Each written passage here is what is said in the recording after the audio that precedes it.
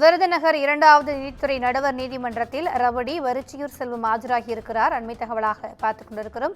அல்லம்பட்டியை சேர்ந்த ரவுடி செந்தில்குமார் என்பவர் கொலை செய்யப்பட்ட வழக்கில் நீதிமன்றத்தில் தற்போது வரிச்சியூர் செல்வம் ஆஜராகியிருக்கிறார். வழக்கு விசாரணையை ஏப்ரல் 30ஆம் தேதிக்கு ஒத்திவைத்து நீதிபதி உத்தரவு பிறப்பித்திருப்பதாக அண்மை தகவலை நாம் பார்த்துக் கொண்டிருக்கிறோம். கூடுதல் விவரங்களை எமது செய்தியாளர் செந்தில்குமார் வழங்க கேட்கலாம்.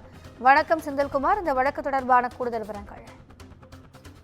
அதாவது விருதுநகர் அல்லம்பட்டியைச் சேர்ந்த செந்தில்குமார் இவர் பிரபல ரவுடி வரிச்சூர் செல்வத்தின் கூட்டாளியாக இருந்து வந்துள்ளார். இருவருக்கும் இடையே ஏற்பட்ட கருத்து வேறுபாடு காரணமாக வரிச்சூர் செல்வம் செந்தில்குமார் துப்பாக்கியால் சுட்டுக் கொலையாக இந்த வழக்கு என்பது பதிவு செய்யப்பட்டு தற்போது இந்த வழக்கானது விருதுநகரில் உள்ள நீதிமன்றம் நடுவர் 2இல் நடைபெற்று வருகிறது.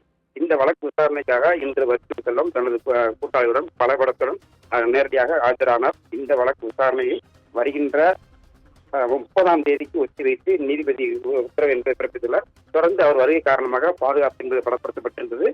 தொடர்ந்து இந்த விசாரணைக்காக தாம் எந்நேரத்தும் வர உள்ளதாகவும் அவர் தரப்பு தெரிவிக்கப்பட்டிருந்தது. திவ்யா, கூடுதல் விவரங்களுக்கு நன்றி செந்தில்குமார்.